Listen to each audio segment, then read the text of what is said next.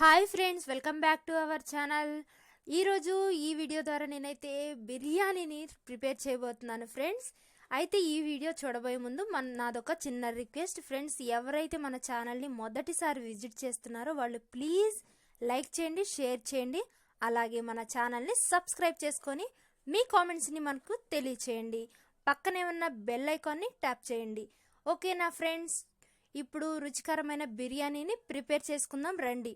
ముందుగా మనం ఉల్లిపాయలు, అలాగే క్యారెట్ ముక్కలు, అలాగే పచ్చిమిర్చి, టొమాటో వీటన్నిటిని కూడా కట్ చేసి పెట్టుకుందాము. ఇక స్టవ్ వెలిగించేసి మనకి బిర్యానీ ప్రిపేర్ చేసుకోవడానికి కావలసిన గిన్నెని పెట్టేసేసి దాంట్లో ఒక 2-3 స్పూన్ల ఆయిల్ని వేస్తున్నాను. చూడండి, ఇలా ఆయిల్ వేసి ఆయిల్ హీట్ అయిన తర్వాత క్యారెట్, మళ్ళీ ఉల్లిపాయలు, పచ్చిమిరపకాయ ముక్కలు అన్నిటినీ వేసి లైట్గా ఫ్రై చేస్తున్నాను. ఇలా ఫ్రై అయిపోయిన ముక్కల్లో బిర్యానీ దినుసుల్ని వేసేస్తున్నాను. అన్నిటినీ కూడాను ఒకసారి వీటన్నిటిని వేసి చక్కగా కలిపేసేయండి. ఇలా కలిపిన దాంట్లో మనం బిర్యానీ ఆకులను కూడా వేసుకొని ఒకసారి మళ్ళీ కలిపెట్టేసేద్దాము. ఇలా మొత్తం లైట్గా ఫ్రై అయిపోయినాయి కదా, ఇలా ఫ్రై అయిపోయిన దాంట్లో టొమాటోలు కూడా వేసుకొని ఫ్రై చేసుకుందాము. ఇలా ఫ్రై అయిపోయిన టమాటా ముక్కల్లో కొంచెం అల్లం వెల్లుల్లి పేస్ట్ని మనం వేసి మళ్ళీ ఫ్రై చేద్దాము. ఇలా చక్కగా ఫ్రై అయిపోయినాయి కదా, ఇలా ఫ్రై అయిపోయిన దాంట్లో కొంచెం ఒక చిటికెడు పసుపుని వేసి కలిపెట్టేసేద్దాము. చూడండి, ఇలా కలుపుకున్న దాంట్లో మనం కొంచెం పుదీనా ఆకులు, అలాగే కొంచెం కొత్తిమీరని వేసి మళ్ళీ కలుపుకుందాము. ఇలా మొత్తం అన్నీ కూడా చక్కగా ఆయిల్లో ఫ్రై అయిపోయినాయి కదా. ఇలా అయిపోయిన తర్వాత మనకి వాటర్ పోసేద్దాము. బిర్యానీకి సరిపడా వాటర్ని తీసుకుందాము. ఇలా వాటర్ తీసుకున్న తర్వాత దీనికి రుచికి సరిపడా సాల్ట్ని కూడా యాడ్ చేద్దాము. ఈ వాటర్ అనేది మరిగే వరకు కలుపుకోవాలి అన్నమాట. దీంట్లోనే కొంచెం చికెన్ మసాలా పౌడరు, అలాగే ధనియాల పౌడర్ని కూడా కొంచెంగా వేసి మూత పెట్టేసి మరగనివ్వాలి వాటర్ని.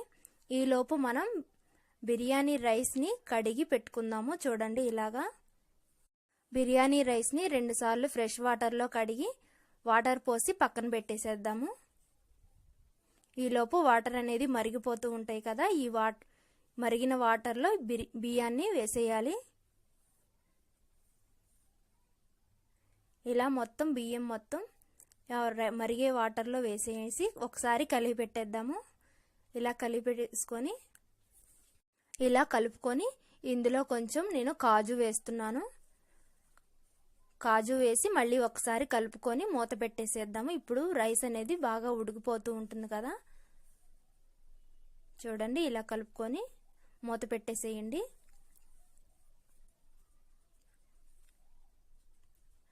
చూసారా, కొంచెం ఉడకాలి కదా. అలా బిర్యానీ రైస్ అనేది ఉడికిపోయింది. ఇలా ఉడికిన దాంట్లో నేను కొంచెం పైన నెయ్యి, మళ్ళీ కొత్తిమీరని కొంచెం పైన చల్లాను అనమాట. ఇలా చల్లి స్టవ్ సిమ్లో పెట్టేసేసి మూత పైన నేను ఖాళీ కుక్కర్ని పెట్టేశాను. ఎందుకంటే ఆ బరువు అనేది ఉంటే ఆ ఆవిరికి ఆ వాసన అనేది కూడా మనకి బయటికి పోకుండా మంచి స్మెల్ వస్తుంది, అలాగే బిర్యానీ టేస్ట్ కూడా పెరుగుతుంది అనమాట. చూడండి, ఇక స్టవ్ ఆఫ్ చేసేసి కుక్కర్ని తీసేస్తున్నాను. చూసారా, మనకి చక్కగా బిర్యానీ రైస్ అనేది బాగా ఉడికిపోయింది. చూడండి, చక్కగా మంచి స్మెల్ అనేది వస్తుంది. మనం పైన నెయ్యి వేసాం కదా, ఆ నెయ్యి ఫ్లేవర్ కానివ్వండి, ఇవన్నీ మంచి స్మెల్ వస్తుంది బిర్యానీ రైస్కి. ఇలా బిర్యానీ ప్రిపేర్ చేసుకొని మనం సర్వ్ చేసుకోవచ్చు. చూసారు కదా ఈ వీడియో మీకు నచ్చితే ప్లీజ్ లైక్ చేసి షేర్ చేయండి, అలాగే సబ్స్క్రైబ్ చేసుకొని మీ కామెంట్స్ని మాకు తెలియచేయండి. Thank you.